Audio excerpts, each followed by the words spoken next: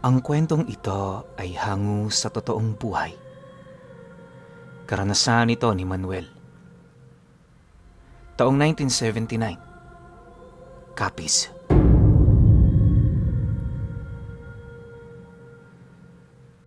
Si Manuel ay nakaranas ng isang nakakagimbal na pangyayari sa kanyang buhay pag-ibig kasama ang kanyang nobya na si Helen.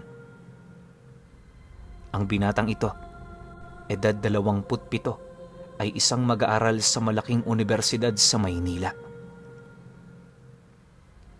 Nasa ika-4 na taon na siya ng kursong abogasya. Sa ganong kurso niya naging kaklase at nakilala ang natatangi niyang nobya na si Elena na sa panahong yon ay 24 na taong gulang naman. Huminto ng ilang taon si Manuel sa pag-aaral, kaya naman ay nagpang-abot sila ni Helen sa kurso na kapwa nilang tinatahak. Itinuturing nga nila yaong paraan ng tadhana upang pagtagpuin ang landas nilang dalawa. Masaya naman sila sa kanilang relasyon. May mga pagkakataong nagkakatampuhan at di nagkakaunawaan, subalit palagi nilang nahanap ang daan upang resolbahin yon at manatili sa piling ng isa't isa. Kung minsan din ay umiiral ang kanilang pagkamapusok, lalo na tuwing bumibisita si Manuel sa bahay ng dalaga at sila lamang ang tao roon. Maayos naman na sana ang lahat ng pagitan nilang dalawa hanggang sa may hindi inaasahang isiniwalat si Helen na bunga ng dahil sa kapusukan na ginagawa nilang magkasintahan. Ano? Buntis ka? Paano na ang mga pangarap natin? Paano na yung mga plano ko? Paumanhin, Helen. Ngunit hindi pa ako handang panagutan yung dinadalang tao mo. Hindi dapat mabuong batang yan. Natataranta ngunit matigas na sambit ni Manuel. Matapos ihayag sa kanya ni Helen ang balitang inaasahan niya na dapat sana ay ikatutuwa ng lalaki. Tila tinarakan ng punyal sa puso si Helen matapos marinig ang mga katagang binitawan ng kanyang nobyo. Hindi niya akalaing gano'n ang magiging reaksyon ng lalaki na pagkatapos nitong magpakasarap ay hindi naman pala ito handa sa mas malaking responsibilidad. Dahil dito, isang malakas na sampal ang iginawad ng dalaga sa pisngi ni Manuel bago siya humihikbing tumakbo papalayo sa kinaroroonan nito. Naiwan namang tulala si Manuel sa kanyang kinatatayuan. Mataas ang kanyang ambisyon sa buhay at iginagapang niya pa ng husto ang kanyang pag-aaral. Yun lang naman ang dahilan kung bakit hindi pa siya handa upang magkaroon ng sariling pamilya. Ilang taon pa kasi ang kanyang kailangang bunuin upang maging ganap na abogado. Hindi inaasahan ni Manuel ang balitang hatid sa kanya ng nobyang si Helen, kaya nagulat siya sa isiniwalat nito at nakapagbitaw ng mga masasakit na salitang yun sa babae. Sa katunayan ay malinis naman ang kanyang intensyon tungo sa babae at pananagutan niya ito sapagkat yun naman talaga ang nararapat at kailangan niyang gawin. Hindi niya lamang naihanda agad ang sarili sa sinabi ni Helen. Mangmang ka talaga, Manuel. Hindi mo dapat sinabi yun sa kanya eh. Hindi mo dapat sinaktan sa ganoong paraan ang damdamin ng babaeng minamahal mo. Sambit ni Manuel sa kanyang sarili. Kasalukuyan siyang hindi magkamayaw kung saan ibabaling ang kanyang katawan habang nakalapat ito sa banig na kanyang higaan. Gabi-gabing bigo si Manuel na makatulog agad sapagkat sumasagi pa rin sa isip niya ang huling pag-uusap nila ng kanyang kasintahan. Ilang araw nang hindi nagpapakita at nagpaparamdam sa kanya si Helen. Hindi rin tumutugon ang dalaga sa mga liham ng paghingi ng tawad na kanyang ipinapadala. Bukod pa rito ay hindi rin sumasagot si Helen tuwing sinusubukan niyang tawagan ito sa telepono. Aminado ang binata na labis na siyang nasasabik at nangungulila sa presensya ni Helen. Labis niya itong minamahal at hindi rin niya kakayanin kung tuluyan itong mawawala sa piling niya. Napabuntong hininga na lamang si Manuel, tsaka wala sa sariling naibulalas na, magkakaanak na kami. Pagkasambit niya ng mga katagang yan, ay gumuhit sa kanyang imahinasyon ang isang sanggol na mahimbing na natutulog sa kanyang bisig, na kanyang patatahanin sa tuwing ito ay luluha, lalaruin upang kakitaan ng kaligayahan sa kanyang muka, at higit sa lahat ay matatawag niya bilang anak habang sinusubaybayan ang paglaki nito. Hindi napigilan ni Manuel ang mapangiti dahil sa mga tagpong yon na nabubuo sa kanyang isipan. Doon lamang niya natanto sa kanyang sarili at tuluyang natanggap na handa niya ng panagutan at mahalin din ang nasa sinapupunan ni Helen. Magiging ama na ako. Nakangiti na ngang saad ni Manuel. Nang gabi ring yon ay nagpasya siyang puntahan na kinabukasan ng nobya sa bahay ng tiyahin nito. Doon kasi nanunuluyan si Helen habang nag-aaral sa syudad ng Maynila sapagkat naiwan sa kanilang probinsya sa Visayas ang mga magulang nito. Ipinikit ni Manuel ang kanyang mga mata upang matulog at sabik na salubungin ang sasapit na umaga. Kinabukasan, 5:00 pa lamang ay bumangon na si Manuel. Gumayak siya ng maayos at maagang umalis upang tumungo sa tinitirhan ni Ellen. Datapwat pagkarating doon ay halos tumigil ang kanyang mundo dahil sa sinabi ng tiyahin nito. Ha? Ano pong ibig niyong sabihin na wala na si Helen? Gulat na tanong ng binata. Umalis na raw ang dalaga ilang araw nang nakakalipas at biglaan lamang ang desisyon nitong bumalik na ng probinsya nila sa Capiz. Ayon pa sa tiyahin ni Helen, mahigpit daw nitong ipinagbilin na huwag ipagsabi kahit kanino kung saan ang eksaktong lugar siya tutungo at uuwi. Nagsisi si Manuel matapos marinig ang pahayag ng tiyahin ni Helen. Para sa kanya'y nahuli siya upang mabawi ang nobya at ang kanilang magiging supling pabalik sa kanyang piling. Hindi niya akalaing magagawa siyang tuluyang lisanin ito dahil sa labis na sama ng loob bunga ng huling pag-uusap nila. Umuwi si Manuel na lugmok at tila may dumadagok na kung anumang mabigat na bagay sa kanyang dibdib. Gayunpaman, sa halip na panghinaan ng loob ang binata, ay mas lalong naging porsigido si Manuel na alamin ang lokasyon kung nasaan ang kanyang nobya. Araw-araw siyang nagpapabalik-balik sa bahay ng tiyahin nito, dala ang kanyang palaging pakay at katanungan kung saan niya masusumpungan ng minamahal. Hanggang sa wakas ay naawa rin kay Manuel ang tiyahin ng dalaga. Nakita ng tiyahin ni Helen kung gaano kapursigi si Manuel na mapagtagumpayan na mabawi ang kanyang sinisintang dalaga at kung gaano nito kawagas na iniibig ang kanyang pamangkin. Kusang loob niyang isinulat sa isang maliit na peraso ng papel ang eksaktong lokasyon kung saan naninirahan si Helen sa probinsya ng Capiz at iniabot yun sa binata. Laking tuwa naman ni Manuel dahil dito. Hindi na siya nagpatumpik-tumpik pa at agad na bumiyahe patungo sa nasabing probinsya ng Visayas.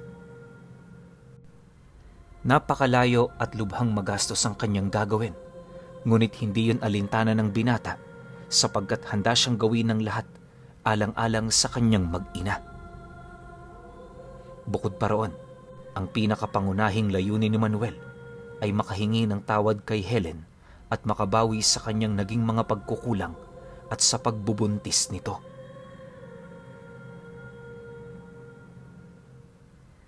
Inabot ng ilang araw ang kanyang paglalakbay. 6:00 na nang makarating sa Capiz ang binata.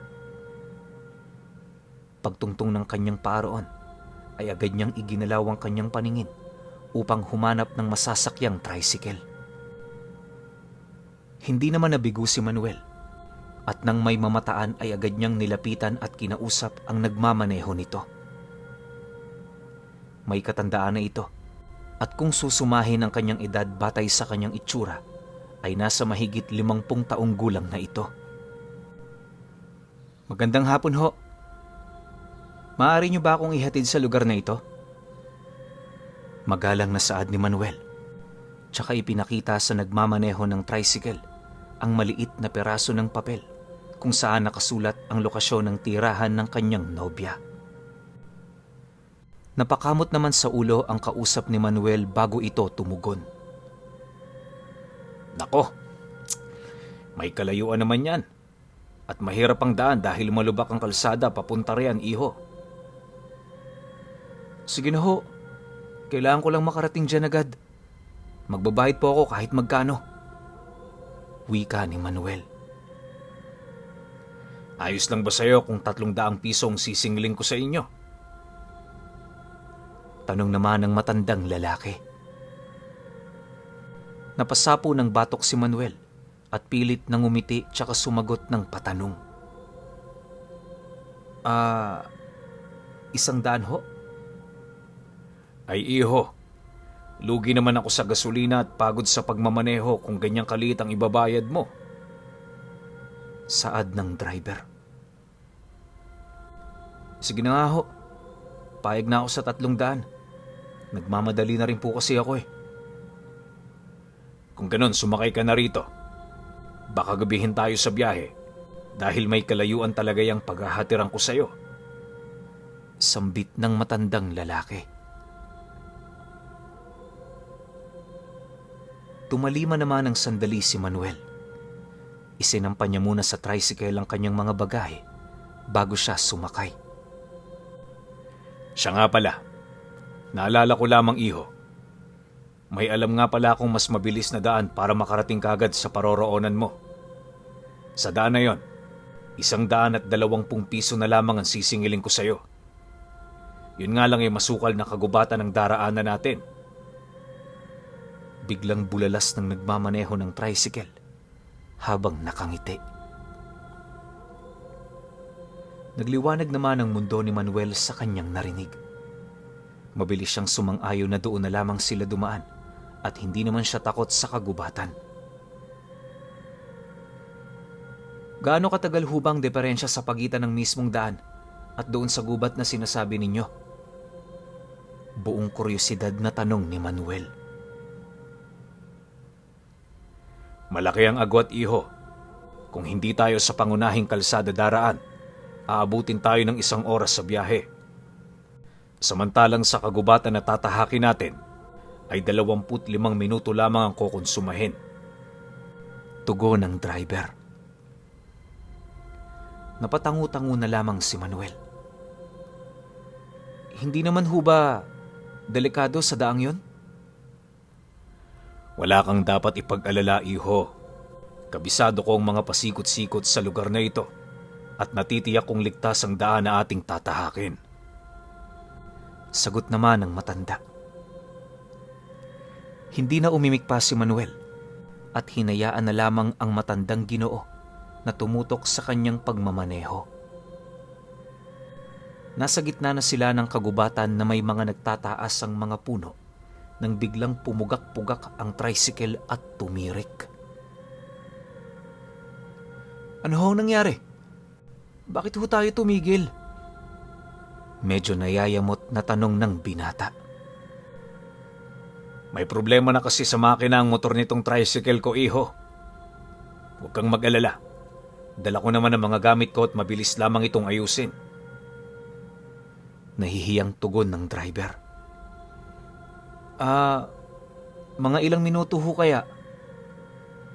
Bigyan mo ako ng 10 minuto, iho. Tapos to. Bumuntong hininga na lamang si Manuel at hindi kumibo. Kinuha na lamang niya ang kanyang pitaka kung saan nakasuksok doon ang larawan ni Helen. Pinagmasdan niya ng maigi ang litrato at yon ang nagsilbi niyang pampakalma upang hindi siya tuluyang mainis sa sitwasyon niya. Hindi naman nagtagal ay naayos na ng matanda ang sira ng tricycle.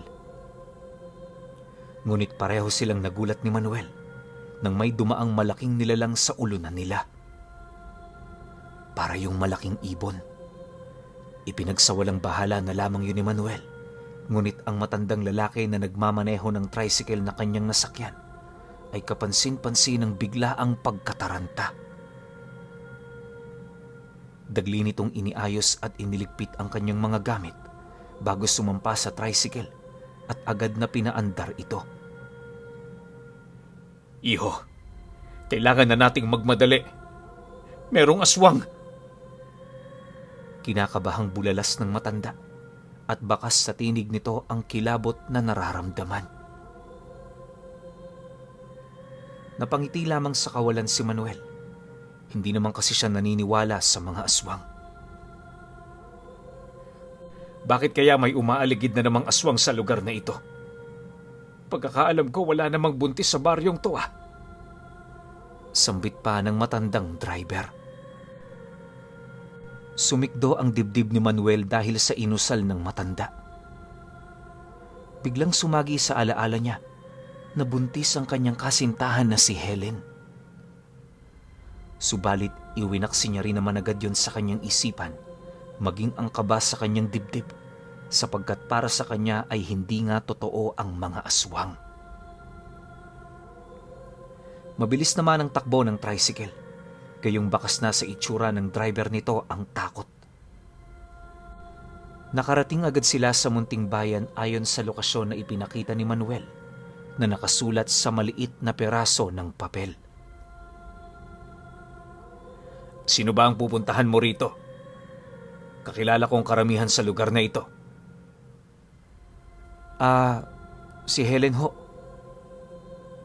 Si Helen? Yung dalaga na galing Maynila? Oo, siya nga ho. Usap-usapan nga palang buntis yun dahil bigla ng kanyang pag-uwi rito. Nako, kung ikaw ang nobyo niya at siya ang ipinunta mo rito, palagay ko ay nasa panganib ang kasintahan mo, iho. Napailing na lamang si Manuel sa iniaasal ng driver. Kalalaki kasing tao ay parang napaka-tsismoso. Hinayaan na lamang niya ito at hindi na siya sumagot pa sapagkat ang mahalaga lang naman sa kanya ay mas bumibilis pa ang pagmamaneho nito sa tricycle. Datapwat laking gulat ni Manuel nang bigla na lamang mapamura ang matanda sa kawalan. Nanlalaki pa ang mga bilugang mata nito habang nakatanaw sa isang bahay. Sabi ko na nga ba, tama ang hinala ko. Malakas na bulalas ng matanda, tsaka inihinto ang tricycle sa di kalayuan. Inaaswang ang nobya mo, iho. Itinuro ng matanda ang isang bahay kay Manuel. Sinundan naman niyo ng tingin ng binata at namataan niyang may gumagalaw sa bubong ng bahay nito. Madilim na ang kalangitan, kaya naman hindi na niya gaanong maaninag kung anong nilalang ang nasa bubong na yon. Ilang saglit pa ang lumipas ay bigla na lamang may tumili ng pagkalakas-lakas. Boses babae yon at humihingi ng saklolo. Huwag kang tumunganga riyan, iho. Tulungan mo si Helen. Inaatake na siya ng aswang. Sigaw ng driver kay Manuel. Natauhan si Manuel sa sigaw ng matandang lalaki. Mabilis siyang bumaba ng tricycle at tinakbo ang daan papunta sa tirahan ni Helen. Ilang metro pa ang layo nun, kaya sinikap niyang mas tulinan pa ang kanyang pagtakbo. Habang lumalapit ang kanyang distansya mula roon sa bahay, ay mas naaaninag ng binata ang nilalang na nasa bubong. Gumagapang ito pababa at nag-anyong pusa, tsaka sumuot sa maliit na siwang ng bintana papasok ng bahay. "Iho, sumakay ka na! Bilis!" Sigaw ng nagmamaneho ng tricycle na hindi niya inaasahang sumunod pala sa kanya. Agad siyang sumunod at sumakay roon upang mas mapabilis pa siyang makarating sa tirahan ng kasintahan. Saktong pagdating nila sa tapat nun, ay katakot-takot na palahaw ni Helen ang pumunit sa katahimikan ng gabi at ng paligid. Buong puwersa niyang binalya ang pinto, ngunit tila may nakaharang doon sa loob na nagsisilbing kandado.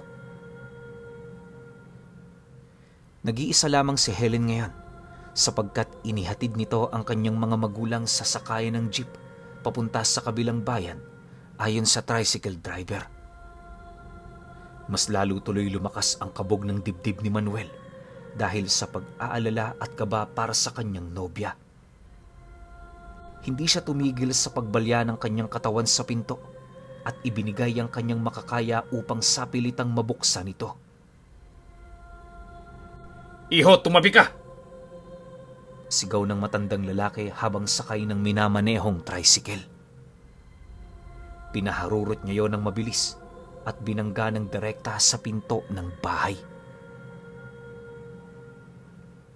Nawasak ang kahoy na pinto, pati na rin ang tabla na nagsisilbing harang na kandado nito. Mabilis na pumasok doon si Manuel upang saklolohan ang minamahal niyang si Helen at ang kanilang anak. Tumambad sa kanya roon ang nilalang na kanina pa ay nag-anyong pusa. Napakaitim ng balahibo nito at mas malaki kesa ordinaryong mga pusa na inaalagaan ng mga tao. Umangil yon ng mabagsik at inilabas ang nagngingit-ngit at matatalim nitong pangil, tsaka palusong na lumundag sa direksyon kung nasaan si Manuel upang atakihin ng binata. Nakailag naman si Manuel at dinakma ang katawan ng malaking pusang itim na yon, tsaka niya ibinalibag ng malakas sa pader. Pagbagsak naman ito sa sahig, ay mabilis itong nagpalit ng anyo. Naging hugis tao ito, ngunit wangis ng isang halimaw. Makapalang may itim na balahibong bumabalot sa katawan nito at kapansin-pansin din ng matatalas nitong mga ngipin at kuko. Muling bumaling ang aswang kay Manuel at iwinasiwas ang kanyang kuko upang kalmutin ng binata. Sinubukan ulit umilag ni Manuel, ngunit tinamaan pa rin siya sa braso ng matutulis nitong mga kuko. Parang hiniwa ng 4 na bagong hasa ng kutsilyo ang sugat na natamo ni Manuel. Napaatras ang lalaki at pinag-iisipan kung papaano niya lalabanan ngayon ang aswang. Kitang-kita naman kasi ang kalamangan nito sa kanya. Isang maling galaw niya lang ay siya pa ang mapapahamak, mapapatay ng aswang, at mabibigo siyang iligtas si Helen at ang kanyang anak. Habang nag-iisip si Manuel ay tinawag muli ng matandang driver ng tricycle ang kanyang atensyon. "Iho, saluhin mo ito!" Sigaw ng driver kay Manuel, tsaka niya inihagis ang isang buntot page na kilala bilang mabisang panlaban sa mga aswang. Tagumpay namang nasaluyo ni Manuel at pagkatapos nun ay hindi siya nagdalawang isip na ihataw yon sa katunggali niyang aswang sa kasalukuyan. Tinamaan ito sa dibdib, nag-usok yon at napaatungal ng malakas, tanda ng sakit na nararamdaman nito. Di naglaon ang usok mula sa pinsalang tinamo ng aswang, ay nakita ni Manuel na nagdulot ng malalim na sugat, kaya naman mas lumakas ang kanyang loob na labanan pa ang halimaw. Muling inundaya ni Manuel ng hagupit ang katawan ng aswang gamit ang buntot page. Paglapat nito sa balat ng halimaw, ay muli itong pumalahaw at nag-usok ang katawan. Hindi na ito nakatiis at ginamit ang natitira niyang lakas upang pumuslit at tumakas sapagkat isang hataw pa ay tiyak na mahati na ang kanyang katawan na magdudulot ng kasawian ng kanyang buhay. Tumakbo papalayo ang aswang patungo sa pinagmulan niyang masukal na kakahuyan kanina. Pagkatakas ng aswang ay agad na bumaling ang paningin ni Manuel kay Helen na noon ay nakahandusay sa sahig at walang malay. Dinurgo ang tiyan nito, kaya mabilis itong nilapitan ng binata at pinasan. "Helen!" Natatarantang sigaw ni Manuel. Halika na, iho. Kailangan na natin siyang dalhin sa bahay pagamutan. Saad ng matandang driver na nagmamadali ring pinaandar ang makina ng tricycle bago inalalayan si Manuel na maisakay si Helen. Nang maayos na ang posisyon ng dalaga sa loob, ay pinaandar na ng matanda ang tricycle at pinatakbo yon ng mabilis patungo sa pagamutan. Napakalayo ng ospital mula sa lugar na yon, kaya naman abot langit ang taimtim na pagdarasal ni Manuel sa Diyos na sana ay nasa maayos lamang na kalagayan at ligtas ang kanyang mag-ina. Inabot ng 2 oras ang biyahe nila hanggang sa wakas ay dumating sila sa isang maliit na pagamutan. Dagling pinasan muli ni Manuel ang nobya at pinaasikaso sa lahat ng mga manggagawa na naroroon. Ipinasok nila si Helen sa isang silid at doon siya masusing inasikaso. Naiwan naman si Manuel sa labas na hindi mapakali dahil sa takot na kanyang nararamdaman para sa kanyang kasintahan at sa sanggol na nasa sinapupunan nito. "Kasalanan ko ang lahat ng to," singhal ni Manuel, tsaka napahagulgol sa pag-iyak. Hindi niya maiwasang sisihin ang sarili sa nangyari kay Helen. Kung hindi niya lang sana nabitawan ang mga masasakit na salitang yon, hindi sana maiisipan ng dalaga na umuwi sa kanilang probinsya at mas lalong hindi sana manganganib ang buhay nilang dalawa ng kanyang anak. Bukod pa roon ay dumaragdag pa sa nagpapabigat ng kanyang kalooban ang kaisipang hindi pa man lumalaki ang sanggol na nasa sinapupunan ni Helen ay nailagay na sa panganib ang buhay nito. Nakatulog na lamang si Manuel sa pagod at kakaiyak. Ilang oras lamang ang lumipas ay naalimpungatan at nagising siya sa tapik ng doktor na nag-asikaso kay Helen. Tapos na pala nitong lunasan ang kanyang nobya. Dok, kayo ho pala. Kumusta po si Helen at ang anak namin?" May hinahong na tanong ni Manuel habang kinukusot ang kanyang mata upang palinawin ang kanyang paningin. "Kaano-ano mo ang pasyente, Ginoo?" Tanong naman pabalik ng doktor. Nobya ko ho." Maikling tugon ni Miguel. "Ganun ba? Maayos naman ang lagay ng iyong nobya. Pero yung sanggol na nasa sinapupunan niya, ipagpaumanhin mo sana. Ginawa namin ang lahat ng aming makakaya. Ngunit dahil sa dami ng dugong na wala mula sa tiyan ng pasyente, hindi na kinaya pa ng bata at binawian niyo ng buhay. Pasensya na, Ginoo. Nakikiramay ako sa iyong kawalan." Mahabang salaysay at paliwanag ng doktor nang may halong simpatya sa kanyang tinig. Tila tumigil ang mundo ni Manuel sa kanyang narinig. Ilang segundo ang kanyang pinalipas upang maproseso sa kanyang isipan ang masamang balita na hatid ng doktor. Kalaunan ay napaluhod na lamang siya sa sahig at walang tigil na tumangis. Sukdulan ng kanyang pagsisisi dahil sa kamalian na kanyang ginawa nang sabihin niya kay Helen na hindi pa siya handang panagutan ng bata at hindi ito nararapat na mabuo. Nais niya mang bawiin yon ay hindi na maaari pa, sapagkat wala na ang sanggol na kanya na sanang aangkinin ng buong puso bilang anak.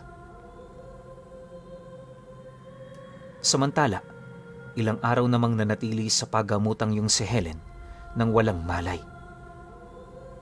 Nang magising ang dalaga, bumungad sa kanyang tabi ang presensya ng nobyong si Manuel. Ngumiti ito at sinabi sa binata na mabutit dumating ito upang iligtas siya. Mapait namang gumante ng ngiti si Manuel, tsaka niyakap ng mahigpit ang kanyang nobya. Namagitan sa kanila ng panandalian ng kapayapaan, subalit kaagad din yung nabasag ng tanungin ni Helen kung kumusta ba ang bata sa kanyang tiyan. Dito na nag-umpisang bumuhos muli ang luha sa mga mata ni Manuel bago tinugo ng tanong ng nobya. Wala na siya, Helen. Hindi nila siya nailigtas dahil sa dami ng dugong nawala mula sa iyo. Sagot ni Manuel na may gumagaralgal na tinig na marahil ay dahil sa pagpipigil niyang wag humikbi. Hindi naman makapaniwala si Helen at mas lalong hindi niya matanggap na wala na ang kanyang anak na ipinagbubuntis. Kapwa sila tumangis at nagdalamhati ni Manuel noong mga oras na yon. Patawarin mo ako, mahal. Nabigla lamang ako noon kaya ako nasabing hindi pa ako handang maging isang ama at hindi dapat mabuo ang ating anak. Pinagsisisihan ko yun, mahal. Patawarin mo ako. Saad ni Manuel habang patuloy na humahagulgol at yakap ang kanyang nobya. Nang makalabas si Helen sa paggamutang yon, ay tila tinakasan na siya ng bait at katinuan. Tulala na lamang ito at hindi makausap ni Manuel ng maayos. Isinama na lamang ito ng binata pabalik sa Maynila para kanyang maasikaso ang kasintahan habang hindi pa nagpapasok ang muli sa kanilang universidad. Ginawa ni Manuel ang lahat ng kanyang makakaya upang tulungan si Helen na makalimutan ang masalimuot na pangyayaring yon sa kanilang buhay at maipanumbalik ang dati nitong sigla. Hindi ako magsasawang humingi ng kapatawaran, Helen. Ibabalik ko sa dating sigla at saya ang relasyon natin. Saad ni Manuel habang inaalagaan ng husto ang kasintahan. Para niya itong nililigawang muli dahil sa kanyang pakikitungo at mga ginagawa para sa dalaga. Hindi niya ito pinabayaan at walang oras na hindi niya ito sinamahan. Hindi naman nagtagal ay unti-unting bumalik sa katinuan si Helen. Nakakausap niya na ito at ginagawa na nilang muli ang mga bagay na nagpapasaya at nagpapatatag sa kanilang relasyon. Mula noon ay naging responsable ng nobyo si Manuel. Bagaman may lamat na ang pagmamahala nilang dalawa ni Helen dahil sa mga nakakagimbal na pangyayari, pinilit ni Manuel na makabawi upang iparamdam sa nobya kung gaano niya kamahal ito at ninanais na makasama sa habang buhay. Dumarating pa rin noon sa puntong naaalala pa rin ni Manuel ang sinapit ng dapat sana'y panganay nilang anak at isinisisi niya yon sa kanyang sarili. Ngunit kalakip naman noon ang pangakong kailanman ay hindi na niya pababayaan si Helen at magiging responsableng katuwang siya nito sa lahat ng bagay hanggang sa pareho nilang maabot ang kanilang mga pangarap at magsama ng maligaya sa habang buhay. Pero sa tanang buhay ni Manuel, labis-labis pa rin talaga ang kanyang pagsisisi noong minsang mangyari yung pag-uwi ni Helen sa Capiz.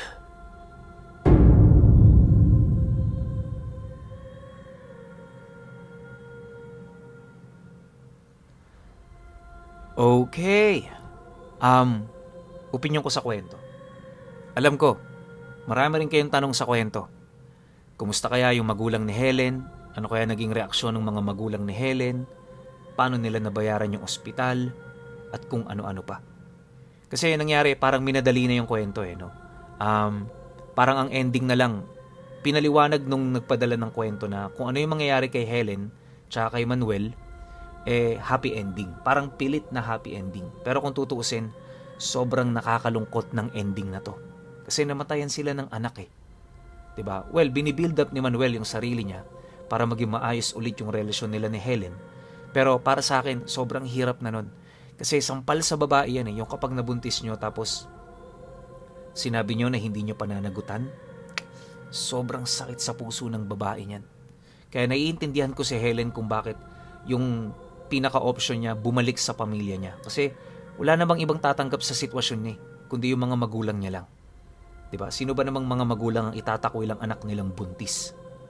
Pero ang pinagtataka ko, alam ng mga magulang ni Helen na buntis siya, nasa lugar sila ng Capiz, alam nilang maraming aswang. Bakit nila iniwan na nag-iisa si Helen? Diba? Tsaka buti na lang talaga sobrang sakto na pagdating ni Manuel, tsaka binulabog ng aswang tong si Helen. Pero di rin tayo sigurado kung yun yung unang beses. Kasi, pansinin ninyo, parang alam na ni Helen yung gagawin niya kapag binulabog siya ng aswang. Kasi nakaya niya ng harangan ng kung ano man yung pintuan nila. Diba? Pero ako, palagay ko, nagtagumpay yung aswang na makuha yung bata. Kasi wala na Wala nang buhay. Hindi dahil sa maraming dugong nawala, kundi nakuha na talaga yun ng aswang. So yun, para sa akin, napakasakit ng kwento na to. Tsaka payo ko sa mga lalaki dyan na magpakalalaki kayo kapag may ganitong sitwasyon. Tanggapin nyo. Ginawa nyo yan, nagpakasaya kayo pareho. Harapin nyo yung realidad. Pero syempre, kayo pa rin. Kung may opinyon kayo sa kwentong ito, comment nyo lang sa baba. Yun lang. Hanggang sa susunod na kwento. Salamat.